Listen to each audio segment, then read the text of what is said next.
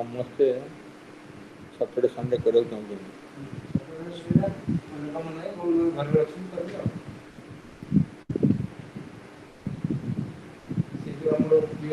ମାଉସୀ ଫୋନ କରୁଛନ୍ତି ଘରେଟି ସନ୍ଧ୍ୟା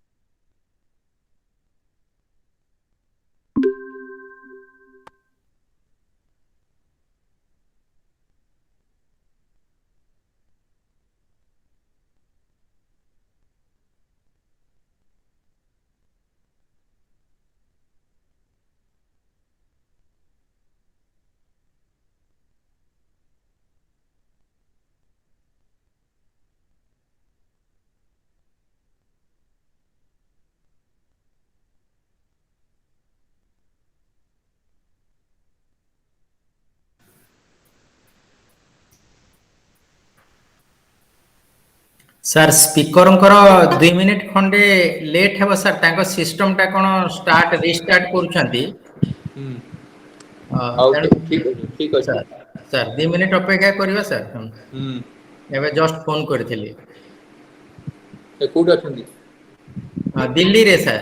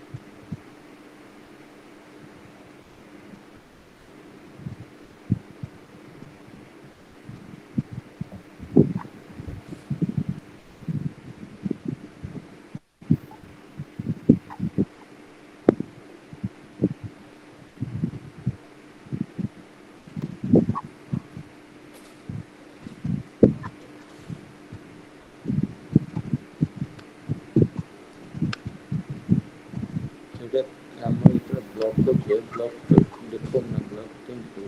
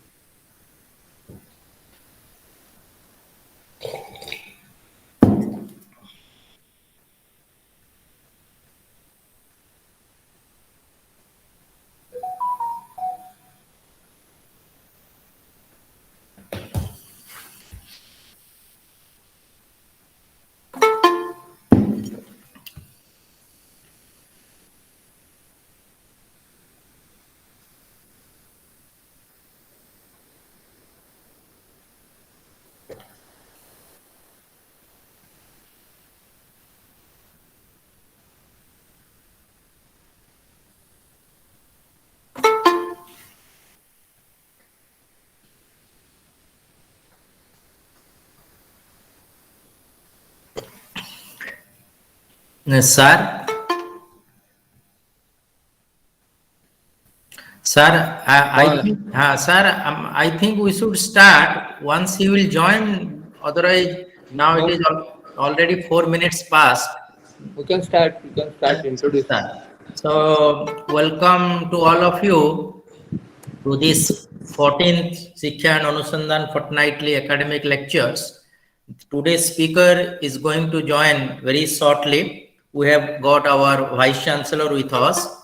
And today the topic is also very contextual because the speaker has served as the press secretary of late Shri KR Narayanan, President of India, and he was also the Rajya Sabha secretary.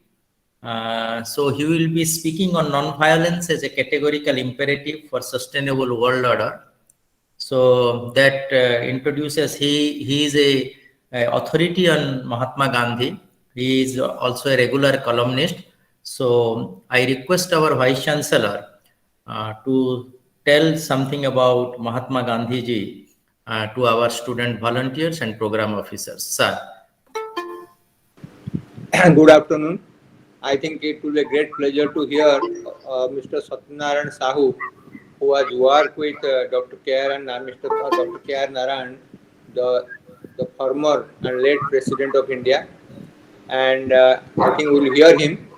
But the topic is very appropriate because it's 150 years birth anniversary of Father of the Nation Mahatma Gandhi, and the appropriate is because in the violent world, non-violence is the only theme to have a peaceful environment. Because if the mind is not peaceful, then rest of nothing will matter, because you cannot have a disturbed mind yet achieve your ambition or goal.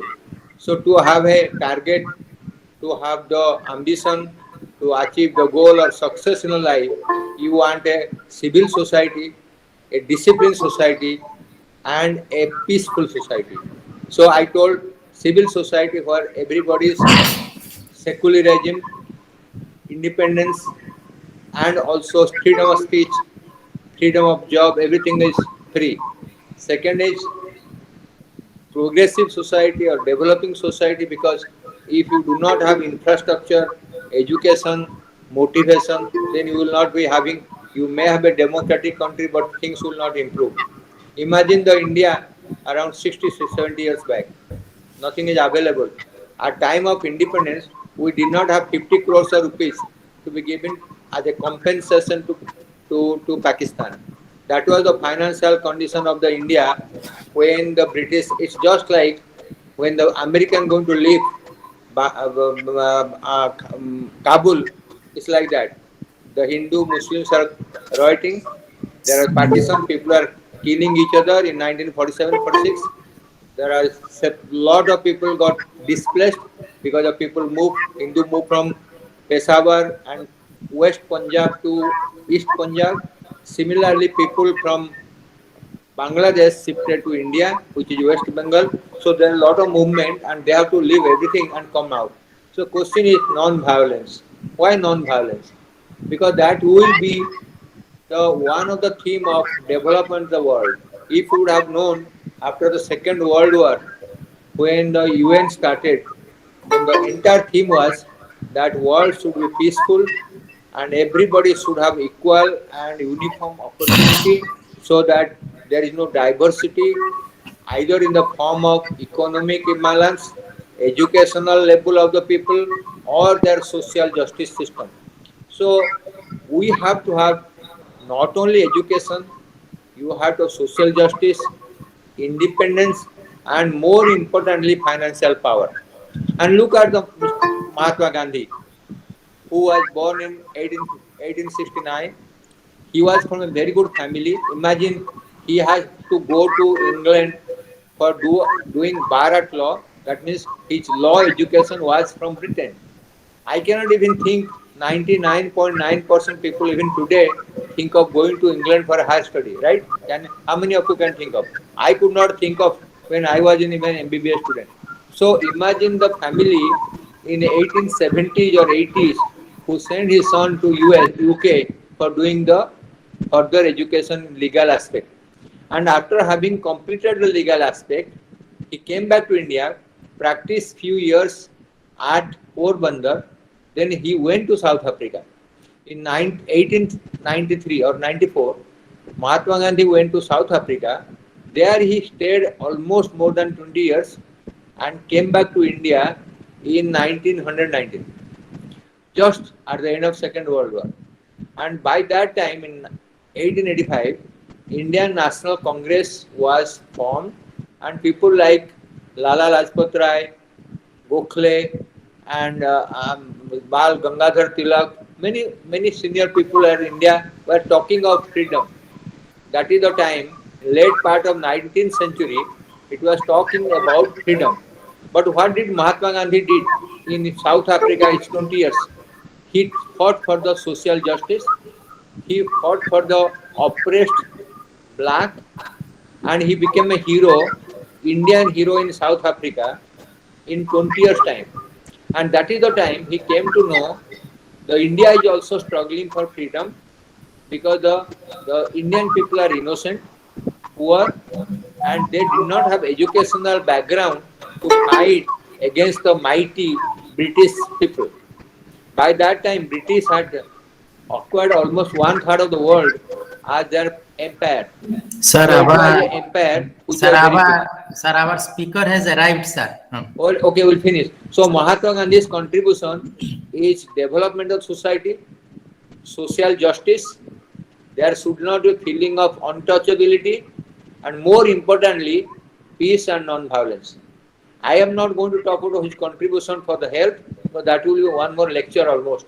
What did he contribute? The food habit, lifestyle, non-smoking, and for leprosy, for the Unani and naturopathy, we are not going to discuss. So Mahatma Gandhi's contribution as a feather of nation was providing independence to all of us, providing the social justice, propagating the non-touchability, peaceful society, and non-violence. And most important today, for any of the society, to have a peaceful society, so that every part of the every section of the society can live peacefully. I stop here, thanking our organizer that our university is organizing a wonderful lecture for our students and faculty, because this type of lecture not only motivate us, but we also come to know how the big people contributing to the different development of the country are going to talk to you and motivate you. I congratulate you, and I welcome Mr. Satyanarayana Sahu, who is our esteemed speaker for this occasion. Thank you very much. Thank you, sir. Thank you very much. Eminent esteemed speaker, please unmute your microphone. Shri Satyanarayana Sahu, former press secretary to President KR Narayanan, served as the officer on special duty and press secretary to late Shri KR Narayanan, President of India. He also had a tenure as director in Prime Minister's office during 2004 to 2009 when Manmohan Singh was the Prime Minister. He also served as Joint Secretary of Rajya Sabha Secretariat. He has delivered innumerable lectures in several prestigious educational institutions, including IIM Calcutta, IIM Lucknow, National Law Schools and colleges across the country. He has done in-depth studies and writings of Mahatma Gandhi, Jawaharlal Nehru, Dr. BR Ambedkar, Swami Vivekananda, Utkal Mani, Gopabhandu, among others. He has received invitation to lecture in Illinois Institute of Technology, Chicago, and George Washington University in 2003 on the theme Indian Insights into Environmental Crisis. He is a regular columnist. If you are reading Samaj, Dharitri, Sambha, you can find out many important writings on Mahatma Gandhi especially. So I think he is a Gandhian at the core of his heart, and we are really privileged to get him as our speaker. I welcome you, sir, to the 14th Siksha and Anusandhan Fortnightly academic lecture for your oration, Nonviolence as a Categorical Imperative for Sustainable World Order. Actually, our Vice Chancellor has already oriented the students about Mahatma Gandhi. So now it's the platform belongs to you, sir. Please. Are you able to hear me? Yes, sir. Uh, Honorable Vice Chancellor, uh, uh, Mr. Nachiketa, and all the participants in this lecture program. At the outset, let me express my thanks and gratitude to all of you for giving me this opportunity to participate in the lecture program and share some thoughts on the subject that we have chosen. Nonviolence is a categorical imperative for a sustainable world order. Now, all around, if we see, there is some degree of violence prevailing, and therefore, a question would arise in everybody's mind that how nonviolence as an idea would be of help or significance when we witness so much violence around society, across the planet, and of course in society. Now, and how it is to be linked to sustainable world order. See, for instance, in the present day context, when you are confronting the challenges of global warming and climate change, and when the latest report of the Intergovernmental Panel on Climate Change, which was released very recently, a few days back, it has been stated that the manner in which humanity, particularly the developed world, is continuing to consume, disproportionately more resources and energy of the planet. And if that continues, then possibly by 2040, the temperature of the world would increase by, it would by 0.5, degree. That will be 1.5 degree, which is much more than the temperature which was registered during pre-industrial age. So they particularly the present report, Intergovernmental Panel on Climate Change, flagged the point that there is a huge transformation of the planet caused by excessive use of fossil fuel and the fuel which generated from coal, and that has contributed greatly to the concentration of carbon dioxide and greenhouse gases in the atmosphere. And therefore, there is a fear that we might be overwhelmed by global warming and climate change. And therefore, the report flagged that there is an imperative necessity to transform the method of consumption, the method of the manner of mobility, and of course to put a restraint on excessive human activity. So if we look into all these problems which has caused this crisis of global warming and climate change, which is considered as more dangerous than even the weapons of mass destruction. And in fact, the former US Secretary of State John Kerry, he said that the climate change problem is more serious or more dangerous than the danger posed by even nuclear weapons. So, it is in this context that ideas, concepts, and the worldview of Mahatma Gandhi assume greater relevance. In fact, in Germany, there is a body called, the World Future Council. That World Future Council, few years back, around 2003-4, they brought out a book, and the title of the book was, the title of the book is Surviving this Century, Facing Climate Chaos. It has been edited by Herbert Girardet. I was presented, somebody presented that book to me in a seminar in Delhi where we were discussing Gandhi in the context of climate change. And I went through that book. In the entire book, there is no reference to Mahatma Gandhi's name.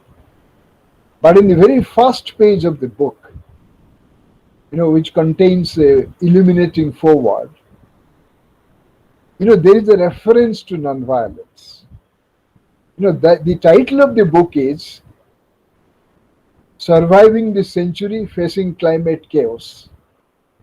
So how to survive this century and face successfully the chaos caused by climate change. And in that book it is stated that we can survive this century and face climate chaos by following 4 normative principles. And those 4 normative principles are nonviolence, sustainability, respect, and justice. Now, the problem of climate change and global warming, which can be attributed to excessive consumption of resources of the planet and too much of human activity, is being looked at, to find solutions to it. This problem is being looked at from 4 normative principles: nonviolence, sustainability, respect, and justice.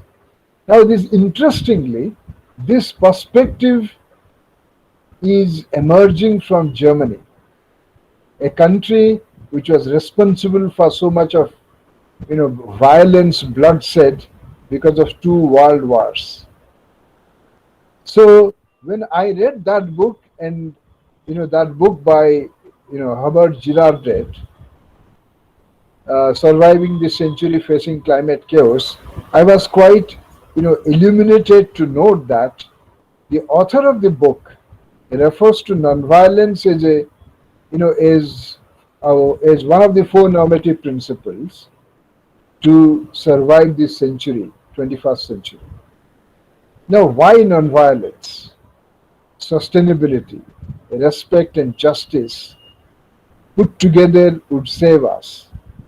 This is an extremely important point which requires deep analysis and reflection. Now, if you look at the trajectory of a history, human history, and understand the age after industrial revolution, we find that possession of too much of resources and the possessive individualism caused a lot of problems. It remained at the root of colonialism, imperialism, and misappropriation of the resources of others by employing violent means. See, when industrial revolution started in Europe, they required energy, they required resources, they required market. And in order to get access to those resources, energy, and market, they had to expand their territory. The expansion of territory, by employing nationalism, by employing the idea that the other peoples of other countries or other places in the world, they were less civilized, so they had a duty to civilize those peoples. That led to expansionism, that led to occupation of their territories, forceful occupation of their territories. And eventually that led to exploitation of their resources. Such kind of developments in human history, to appropriate resources of other people, other countries, that was rooted in violence. Without violence being employed by European powers, they could not have appropriated so much resources and carried forward their civilization, which Gandhi said was based on multiplication of wants and desires. So Gandhi analyzed European civilization and its expansion through colonialism and imperialism, in terms of multiplication of wants and desires. So he said a civilization which multiplies and wants and desires without restraint would cause a havoc for the whole world. So he cautioned that such, incessant multiplication of wants and desires would be translated into violence. So that is why, he questioned, he interrogated, he put into scrutiny the modern civilization which emerged in Europe and explained that such a civilization would lead to terrible violence. And in fact, India's subjugation under British rule was a manifestation of that terrible violence. India was economically exploited. India was converted to a market. Okay, and therefore, Indians were subjected to violence, segregation, discrimination, and so on and so forth. All these aspects of British rule in India, aspects manifested in discrimination, economic ruination of people, and of course, complete reduction of India to market, they were forms of violence. So Gandhi was addressing those forms of violence, structural forms of violence imposed on India by British rule, and the internal structures of violence, be it caste, be it gender, be it the hierarchical system of society, which caused a lot of exploitation. So Gandhi was trying to address both the externalities of violence manifested in colonialism, imperialism, and the internal forms of violence manifested in caste, religion, gender imbalance, and of course, poverty and so on and so forth. I'm giving this background to understand Gandhi's thoughts in a much more deeper sense. Because in 1927, Gandhi wrote that, he wrote a small para called Industrialism. And in that para, he made an interesting point, very profound point, that a tiny country like England dominated 2/3 of the planet, used its resources to register a level of development which was quite impressive during that period. Then Gandhi cautioned that if India would follow that path of development, which was registered by Britain, with the help of resources of the 2/3 of planet, then India itself would cause so much ruination to the planet Earth that the world would be reduced to a desert. So it was those were the cautionary words of Mahatma Gandhi in 1927. And in fact, somewhere he wrote that if India followed that path of development, which was registered by England by the second decade of 20th century, India herself would require more than one planet to sustain that development. Now, those calculations were made by Gandhi. in the second decade of 20th century. And in 2003 or 4, I think the Human Development Report of the UNDP came out with a report on this global warming and climate change and its impact on human development.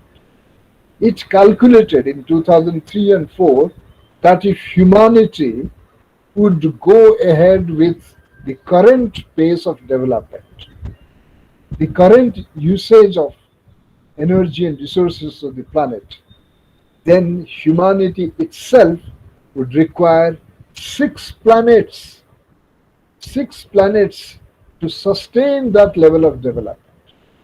Now, we have just one planet. So where are the 6 planets that are going to be made available to us? So that is when Gandhi's ideas of nonviolence assumes critical significance.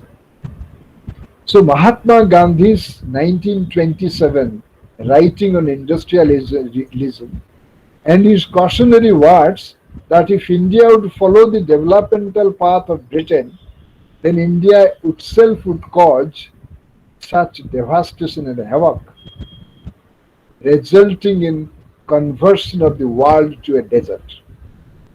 Now, these are the words which are being articulated by the present day experts and environmentalists. So, therefore, Gandhi's nonviolence in terms of restraint in consumption of resources of the planet is of critical significance.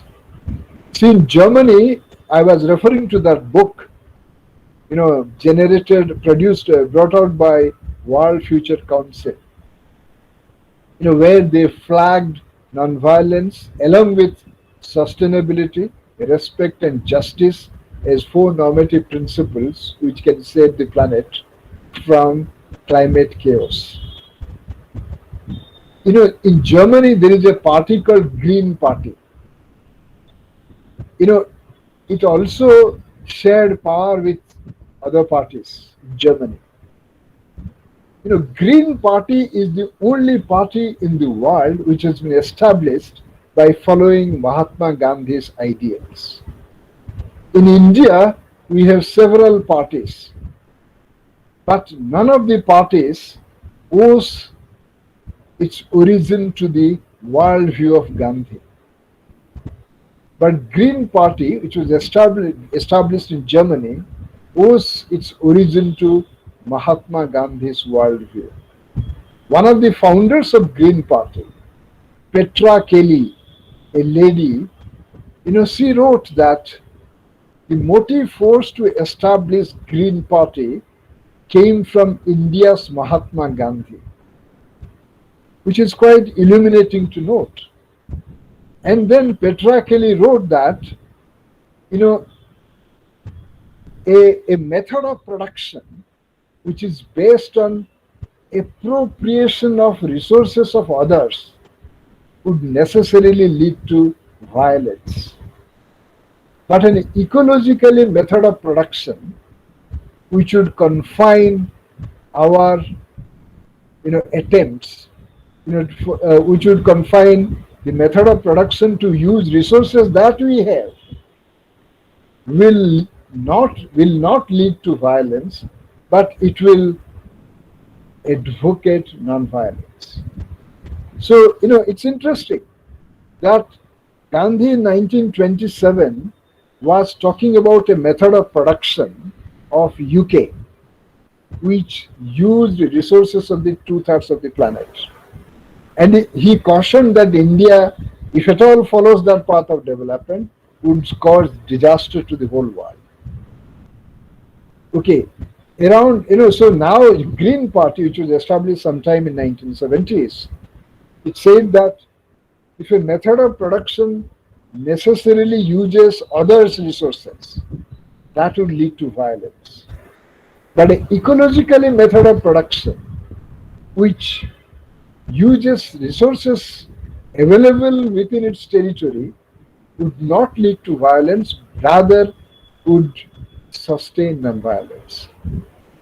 So So therefore, I mean, if you look at any stage of human history, or for that matter, the modern stage, for instance, partition of India. Partition of India is obviously attributed to Muhammad Ali Jinnah or even Veer Savarkar, who preceded Jinnah by saying that Hindus and Muslims are two nations. But partition of India has been understood, by even Sardar Patel, by even the British scholars, that India was partitioned, to ensure the access of Western powers to the oil resources of the Gulf. When the classified papers of India's partition were released by the British archives around 1999, and they were, covered by Indian press. I remember Times of India writing, in an editorial saying that India was partitioned for Western powers' access to resources of oil in the Gulf.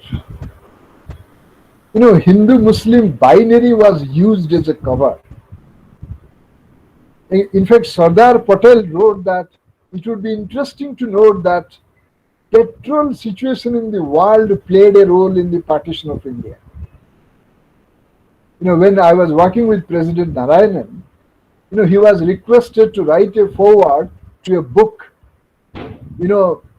containing the correspondence between GD Birla with other icons of the freedom movement.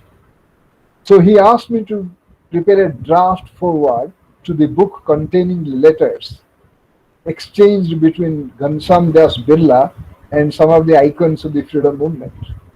So when I was going through that book containing the letters, I found one letter which was written by Sardar Patel to Ghanshyam Das Birla.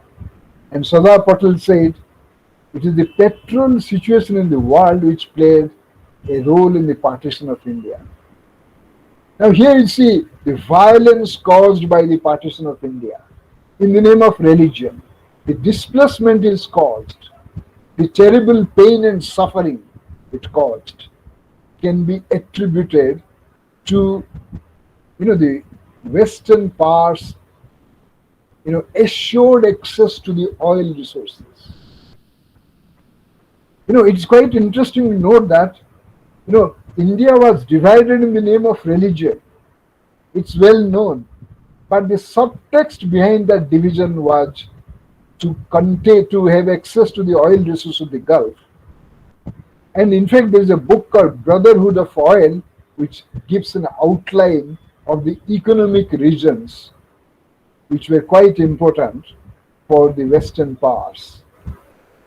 So, if today access to oil is important to sustain our civilization, which is obviously producing more, generating more wealth, entire, automobile industry, our factories, everything is dependent on hydrocarbon resources and so on and so forth. So therefore, any country which will have a short supply of oil would march ahead. So, India was divided in the name of religion, but the subtext remained the access to resources with the oil. Because had there been no Pakistan, West Pakistan, there would have been massive resentment in the Gulf region after the creation of Israel in 1948. So Pakistan was created primarily to placate the Muslim sentiments in the Gulf. Another reason behind the partition of India was that, India was partitioned to create Pakistan, particularly the Western Front, to checkmate Soviet Union, which had a design to occupy Afghanistan. And now the turmoil in Afghanistan we are facing. And the then Soviet Union had planned to occupy Afghanistan, extend its influence to the Gulf, and stop oil supply to the Western powers. the stoppage of oil supply from the Gulf to Western parts with the intervention of the Soviet Union would have caused collapse of the Western economy, the capitalist countries of the Western Europe and of course the US. So you see, such developments in history have been hardly analyzed in our, history lessons. It is there available in the scholarly writings, but these are not being taught to our younger generation. So, so therefore, access to resources to multiply wants and desires caused this problem: violence, exclusion, and so on and so forth. So that was why Gandhi was emphasizing on trusteeship.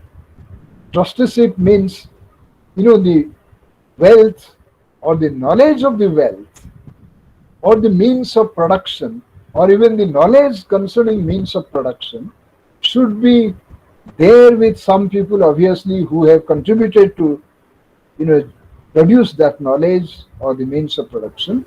But having owned them, they should act as trustees of that knowledge or that wealth, and they should share that with the larger society. And Gandhi prescribed trusteeship so as to minimize the conflict between labor and capital, minimize the conflict in society which were determined by people's access to means of production.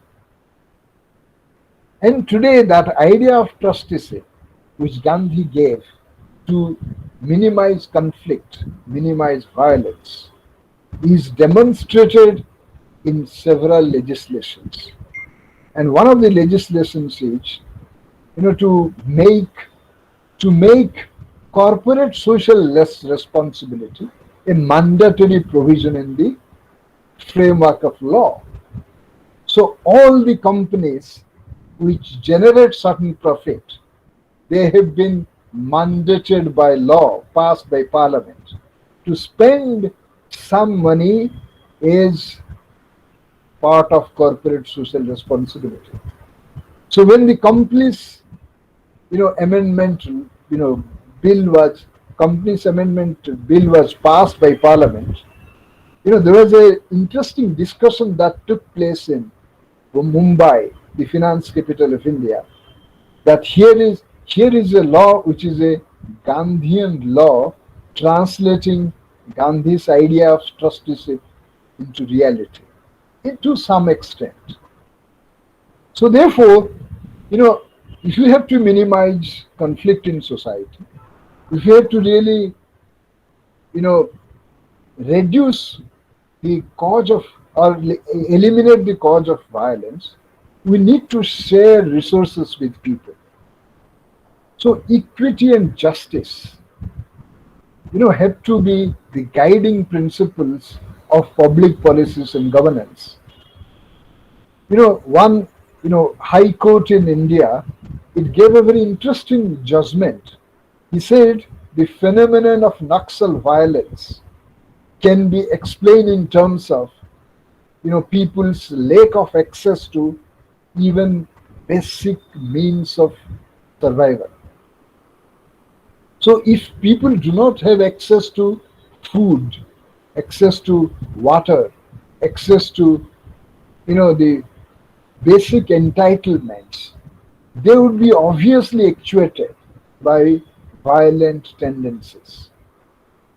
So therefore Gandhi said that economic equality is the master key to nonviolence.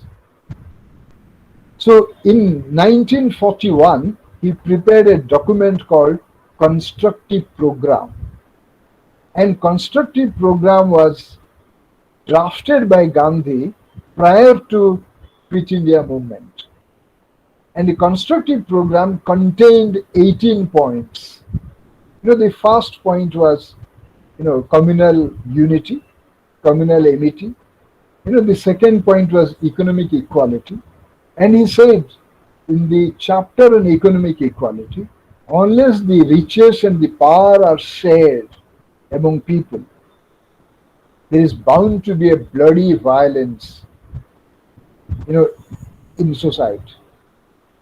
So in other words, you are saying inequality, discrimination on the grounds of access to wealth has to be reduced. Otherwise, Gandhi predicted in 1941 there is bound to be a bloody violence. He used the word bloody violence. Okay, so today in the world, because of neoliberal economic policies, which actually ensured that the state would withdraw from many spheres of governance, be it education, be it health, or many other spheres, and market would take that place. So that has resulted in massive levels of inequality at the global level. In America, there was a movement which was called 1% versus 99%. So 99%, 1% of the people in America, they controlled so much of resources that 99% suffered deprivation. So therefore,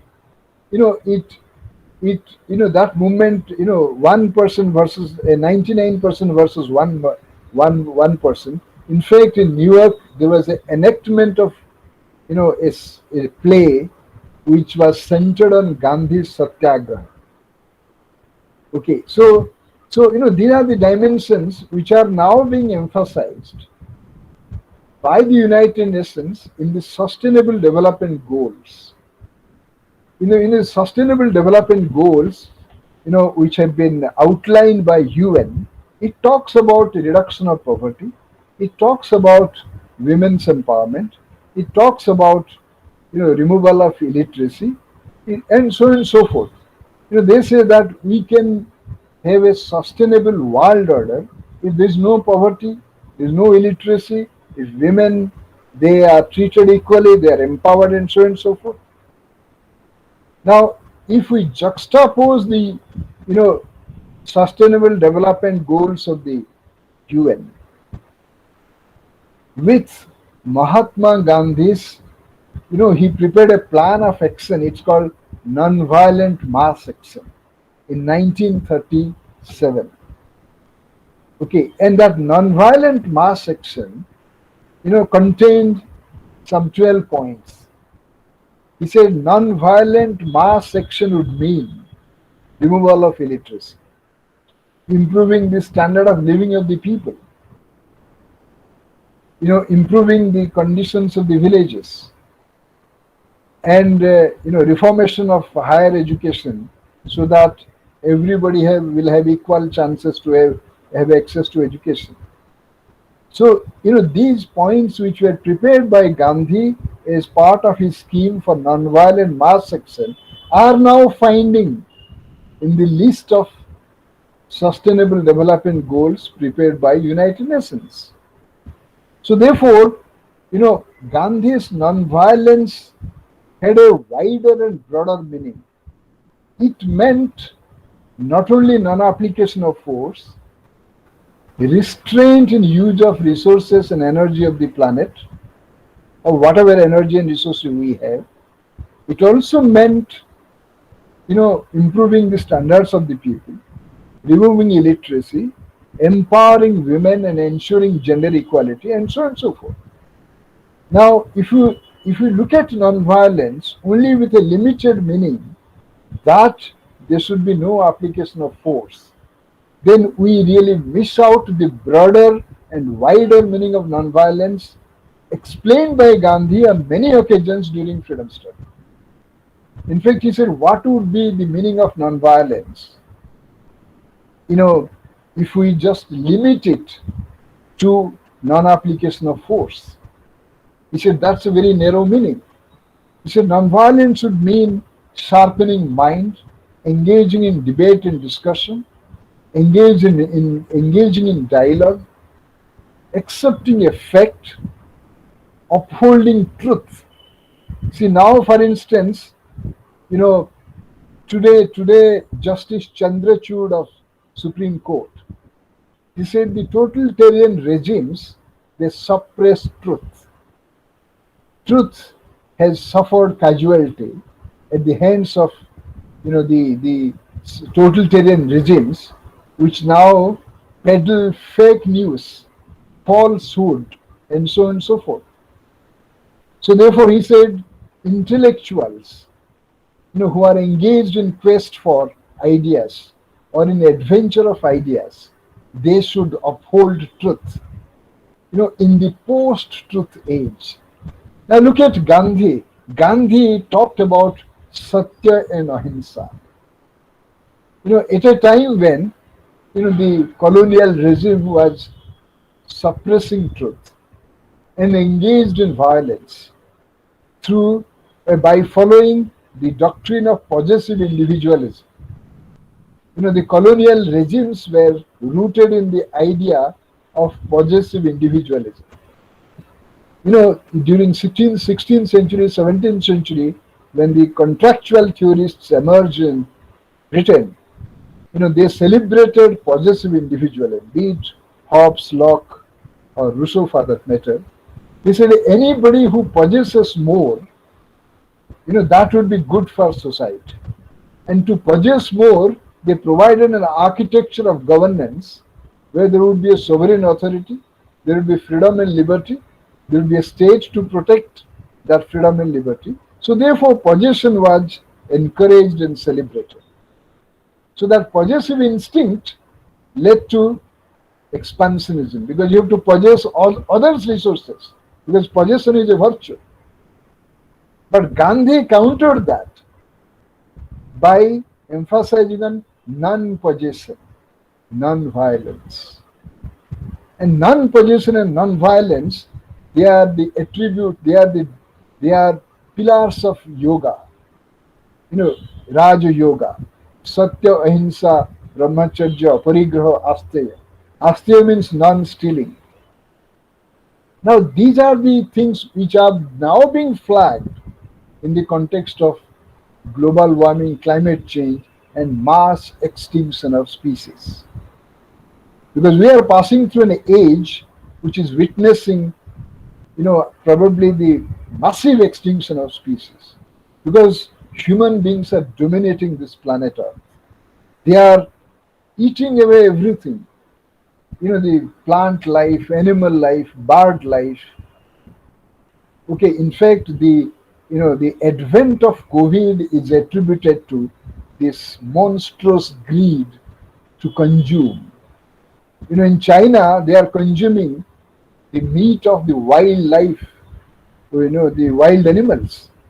And, there is an explanation given to the COVID that because of, the Chinese obsession to even eat wildlife species, that led to the, emergence of COVID, the pandemic, which is hitting the world and flattening the economic curve, flattening the health curve, and everything. So, and therefore, Gandhi's employment of non-violence to restrain consumption. He said, what is civilization? He said, civilization in the Western sense is multiplication of wants and desires. But in the Eastern sense, it means restraint and discipline. Of course, this black and white definition of civilization is no more applicable, because we are equally guilty of multiplying our wants and desires.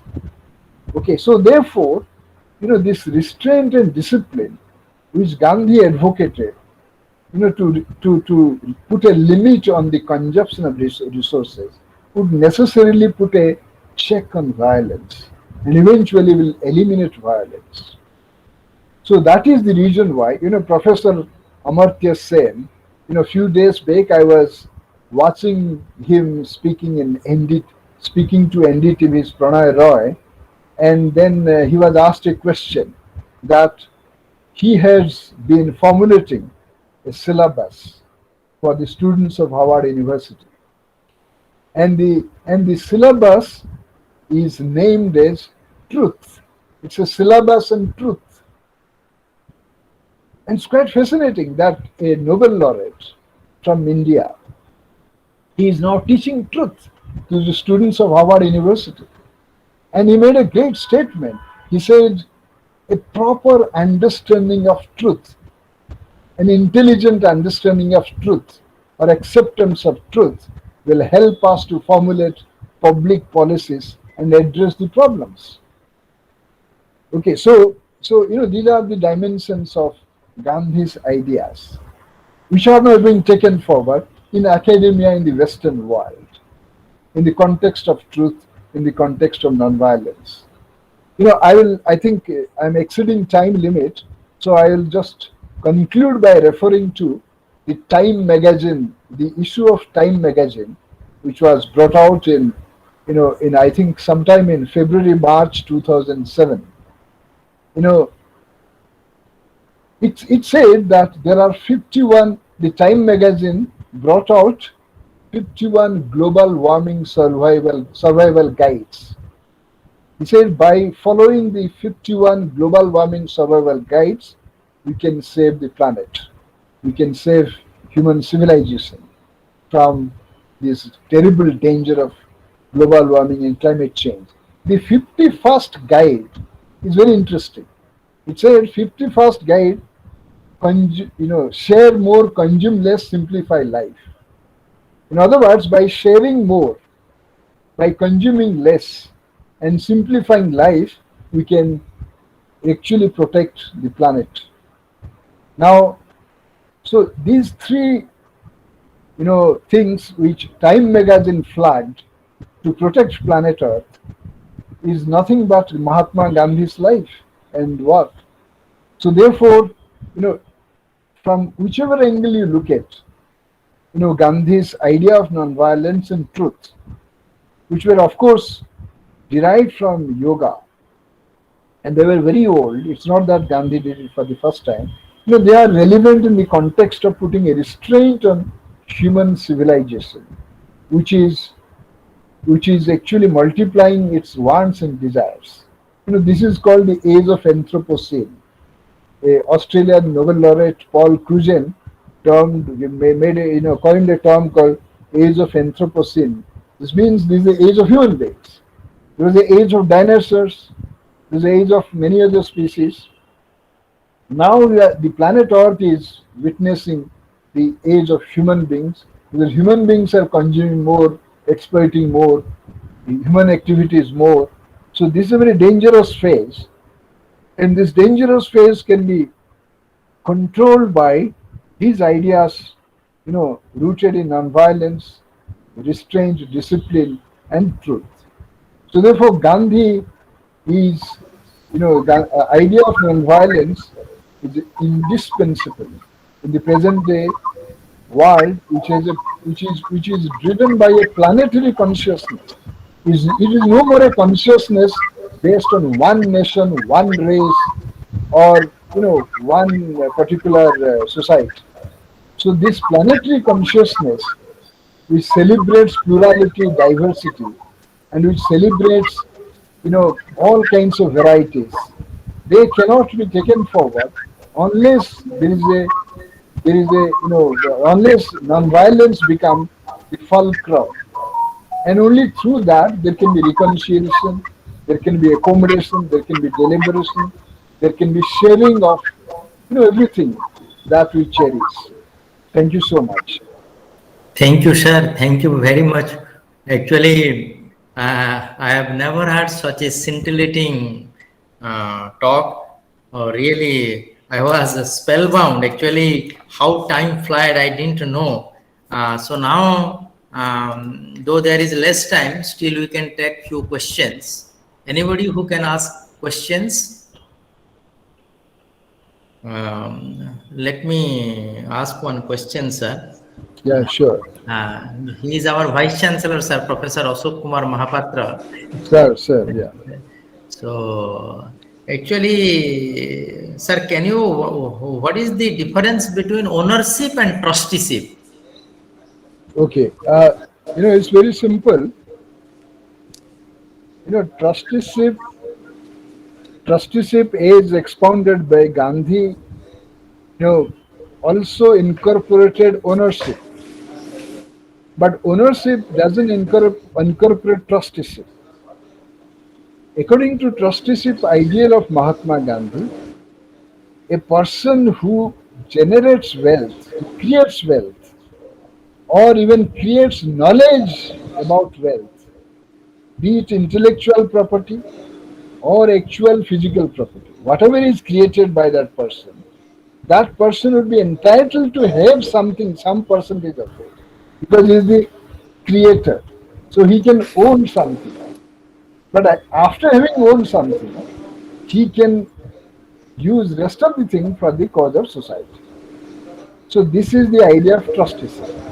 But ownership, doesn't have any connotation of the sharing. He will just own or she will just own.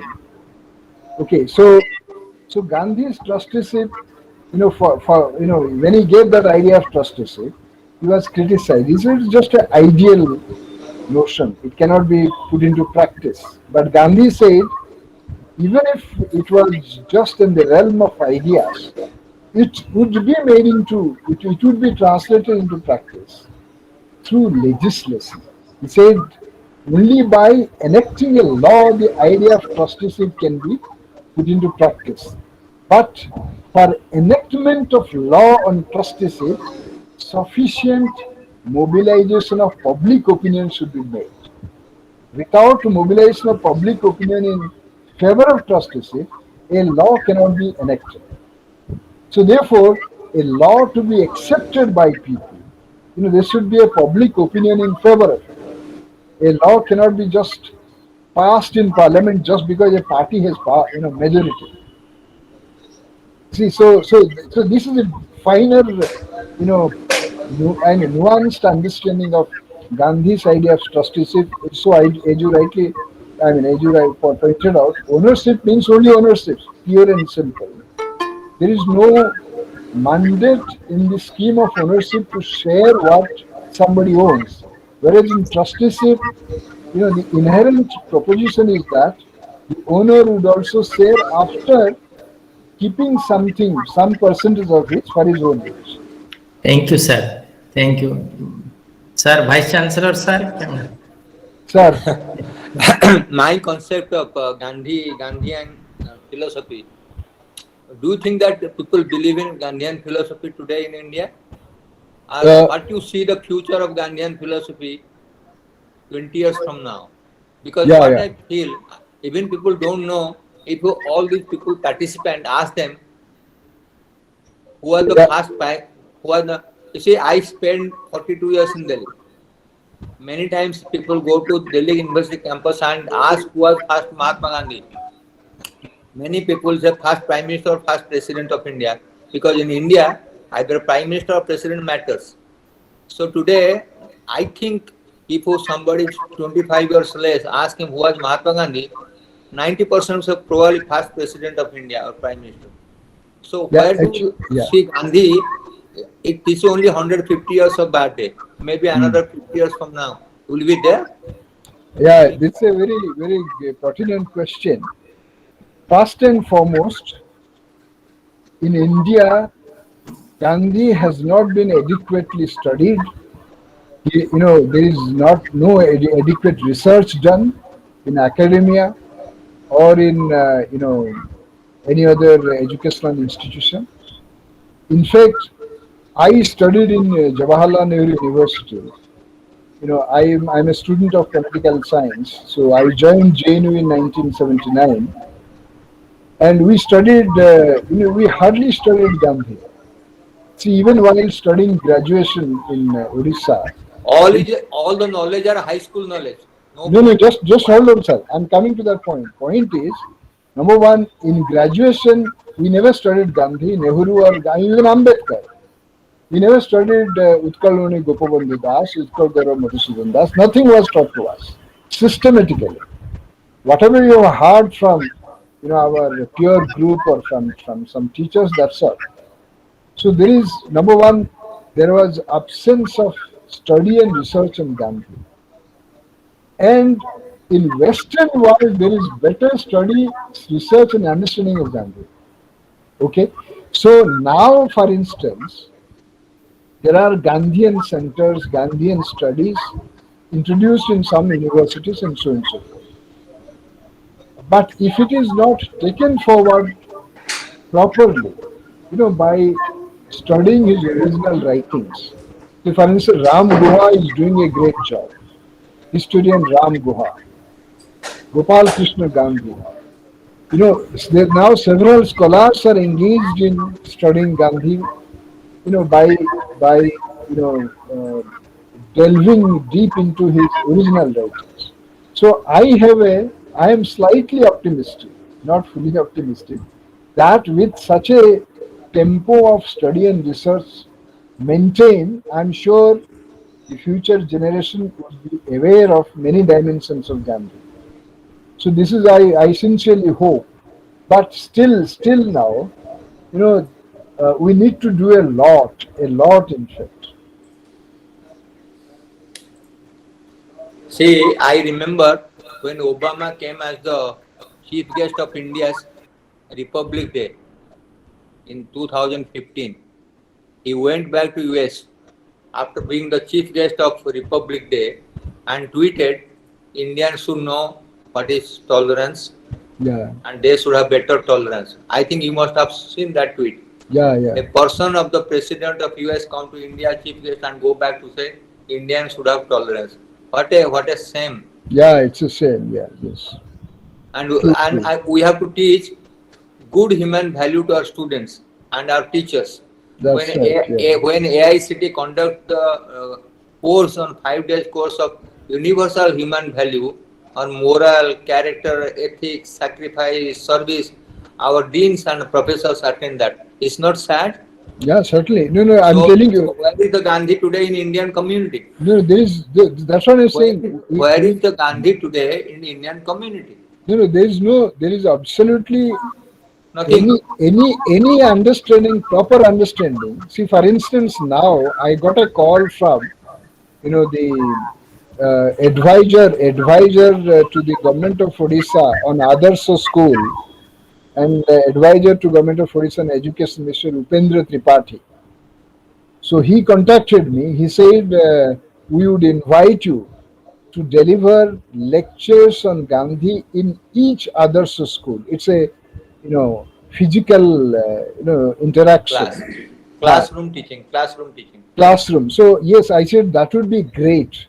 See if we Because can. I remember in late 50s when we are in school, I finished my high school in 1967. Most of the teachers used to talk about Gandhi, good character, moral values. Today there is no teacher. Yeah, that is right. No, Most of our nobody. teachers won't know Yes. what was the Gandhian principle. Yeah, exactly. 99% of teachers won't know. So what they are going to teach the value to the student? Yeah, no, there is a serious lack of study and research in India. See, for instance, I was in around the end of March. I was in Barampur, in Odisha. In that, some people celebrated centenary of Gandhi's visit to Barampur, and I was invited to participate. So, I explained them. I said, from where did Gandhi derive Satyagraha? You know, who were the Satyagrahis for Gandhi, model Satyagrahis? Because Gandhi talked about Satyagraha and so forth. So I told them that Gandhi himself wrote that there were 5 Satyagrahis in mythology and history. First Satyagrahi was Bhakta Prahalad in mythology. Because Prahalad was subjected to tyranny. His father wanted to kill him, but Prahalad continued to recite the name of Hari.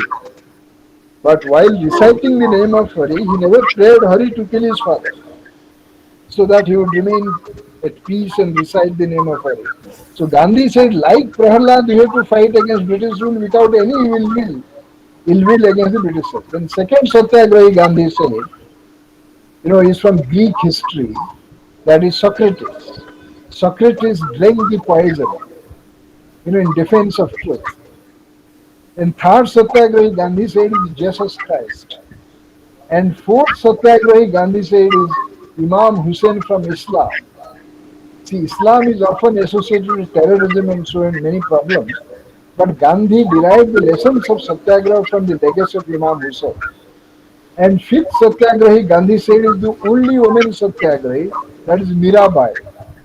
Mirabai was also subjected to exclusion, violence. She was poisoned by her own family members, but she remained tuned to Lord Krishna without any ill will against her family members. So look at Gandhi's. How many people? So when I explain, because in Ganjam district, this Prahalad, or this dense form centered around Hiranyakashyap, Raja. It's called Raja Natak. It's so popular. So when I explain that, people are stunned that Prahalad became a source of satyagraha for Gandhi. Mirabai was a source of satyagraha. Imam Hussain, Jesus Christ, Socrates. So how syncretically he derived the lessons of satyagraha from all religions. Now this is not known at all. So therefore we need to take at every plane, at social plane, family plane, individual plane, to transmit the ideas of Gandhi. This is a great occasion you have created, to share the thoughts of Gandhi. Thank you, sir. Thank you, thank you, thank Thank you. you. Thank you very much. Thank you very much. Actually, those who have missed these lectures, I have recorded the lectures, sir, and we'll definitely transcript this lecture into writings, and we will bring out a commemorative volume. So I am extremely thankful, and I am extremely grateful on behalf of the SOA Wellness Center, SOA NSS Bureau, and the university, and we are extremely thankful and grateful to you for your scintillating talk and time. Thank Thank you, you. sir. Namaskar, sir. Thank you. Thank you so much, sir. Thank you.